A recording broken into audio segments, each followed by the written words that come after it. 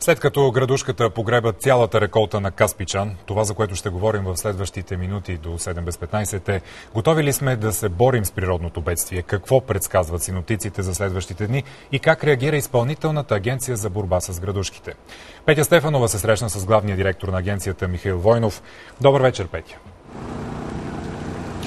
Добър вечер, Косио. Безпомощна ли е държавата в борбата с градушките? За това ще говорим в следващите минути, както ти каза. Преди да се обърна с горещите въпроси към главния директор на Агенцията за борба с градушките, да ви кажа и една новина от последните часове.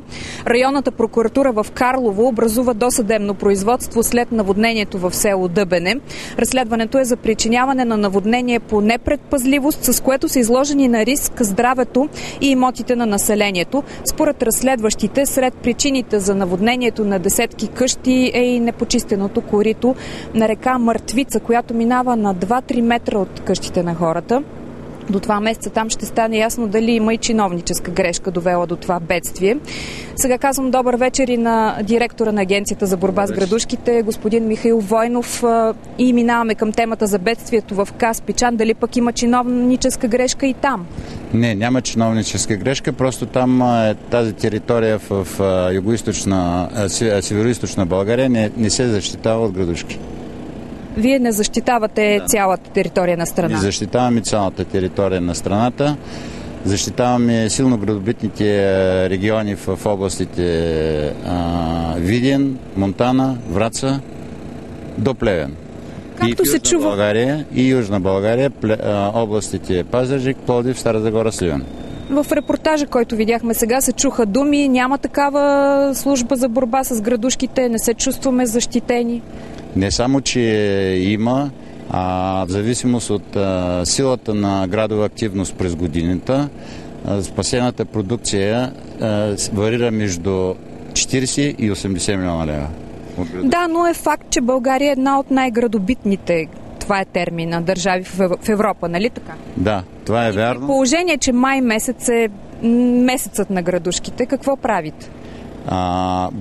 Географското положение и орографията, т.е. разнообразния терен на страната, определя България като една от най-силно градобитните региони в страната. Да, но вие не обхващате цялата територия на страната, определена по този начин, както казахте. За съжаление, да.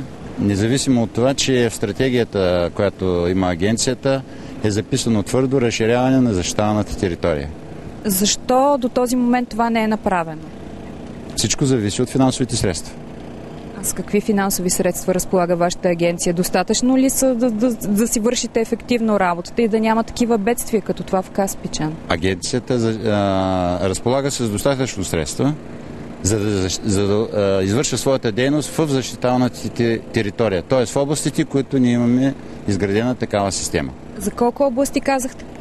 Това са Видин, Монтана, Враца, Плевен, Пазарджик, Пловдив, Стара Загора, Сливен. Стратегията на агенцията е записано разширяване източно от Сливенска област и югоизточно от Пловдив и Сливен. За това, според мен, жизнено необходимо разширяване на агенцията. Ще говорим след малко. Сега да ви кажа, чухме и от прогнозата на Божана Филипова, че предстоят градушки още утре и в следващите дни. Май месец наистина е тежък в това отношение за земеделските производители. Допреди малко в София, където се намираме, валеше пороен дъжд. Можем да си представим какво е и на други места в страната. Ако говорим и за градушки, и там се очаква тежка ситуация. Още за прогнозата в това отношение ще разберем от синоптика Петър Янков. Според него градушки ще има през следващите дни. Оказа се, че в страната има райони, където по-често от другаде падат ледени парчета. По-трудно се прави и прогноза за градушките. Ден с много интензивни валежи, силни гръмотевични бури, условия за градушки и в централните и в източните райони от страната е неделя. От какво зависи големината на самата градушка? Това се зависи вече от микрофизиката на облака, колко е мощен, колко е продължителен. А има ли места в страната, където по-често вали градушка, отколкото в други райони? Да, има такива места. По орографски причини, по микроклимат се създават подходящи условия и само малко да има така заложба в атмосферата да има нестабилност, там почти винаги се зараждат. Едно такова място е тъй наречения Баташки колумонимбус, също така в района на Черпан. Продължавам разговора си с директора на Изпълнителната агенция за борба с градушките. Създадохте ли някакъв кризисен щаб след това, което се случи в Каспичан? Агенцията осъществява своята дейност само в защитаваната територия. Тоест това не ви интересува, което е станало? Интересувано като факт, като събитие, тревожим се, знаем. Предмета на дейност е защита на селско-стопанската продукция. И естествено, че не можем да останем безразлични към такива природни бедствия, които стават извън защитаваната територия. Но вдигате ръце, защото нямате полигони там. Да, точно така е, защото нямаме. Това не значи, че не поставяме въпросите за разширяване на системата. Кои райони следите в момента? Следим цяла България.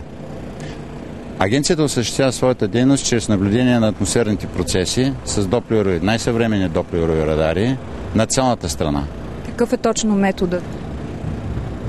С метеорологични радари се следи, откриват се, наблюдават се и се прави краткосрочна прогноза за неблагоприятни атмосферни явления, като примерно щормове, градушки, порои. Всичко това ние го следим. Наблюдаваме и проследяваме вчерашните градобития извън защитаваната територия, без да можем да въздействаме. Наблюдавахме и имаме записи на пороите, които стават постоянно. Така че ние следим атмосферата на цяла България. Притеснително обаче това, което казвате, че има незащитени от вас райони. Природното явление на дъжд от ледени и кристали може да бъде предвидено, въпреки че според синоптиците това става доста по-трудно. Срещу него могат да бъдат взети превантивни мерки. Това сочи опитът обаче на западните държави. Най-често прогнозата за предстояща градушка се получава от сателитните снимки на буреносните облаци. Вижте още в следващия репортаж. Градушките обикновено се оформят в периферията на мощните бури. Данните от метеорологичните спътници сочат, че градоносен облак може да се формира до 4 км отстояние от епицентъра на бурята. Най-често в Съединените щати се издават метеорологични предупреждения за предстояща градушка, особено ако има данни за образуване на големи ледени късове. В Европа от древни времена са използвали различни методи за предотвратяване на градушките, особено върху земеделските земи. Първоначално се вярвало, че звън от църковни камбани премахва опасността от бедствието. По-късно са били използвани специални оръдия, които са изстрелвали огнени кълба от ацетилен. Те са създавали ударна вълна, която разпръсквала ледоносните облаци. В края на 19 и началото на 20 век в Русия, също и в по-голямата част от Европа, е започнало използването на сребърен йодит за защита на земеделските площи. Освен минаването с самолет и пръскането на градоносните облаци, химическото вещество е разпръсквано и с помощта на ракети. Руски учени свидетелстват, че са постигали до 70% успеваемост при разсейването на градушките. През 2006 година обаче германски учени публикуват доклад, че стрелбата с ракети с сребърен йодит срещу градоносните облаци е загуба на време и пари. Затова в Австрия и Франция, например, вече използват специални мрежи за защита на земеделската продукция и овощните градини. Господин Войнов, каква е вашата успеваемост в борбата с градушките? Сега чухме от репортажа, че в Русия, например, е 70%. Няма 100% в света защита от градушки. Процента защитаемост е от порядъка на 70 до 80 максимум. Ние далеч ли сме от западния опит? Не, напротив, ние сме около 80%. В България 80% успеваемост. Значи с това може да се похвалите. На какво, ако не на вас, да разчитат земеделските производители? Най-вече на нас. В защитените райони, както добре казахте. И на база краткосрочни прогнози може да се предвиди къде може съвсем в рамките на половин-един час, къде може да се образува градушка.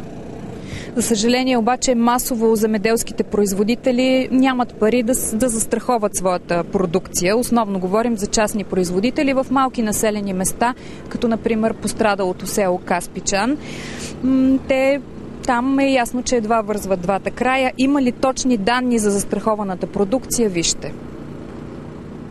25 милиона декара е обработваемата земя в България. Нито брокери, нито застрахователи обаче имат точни данни за застрахованата земеделска продукция.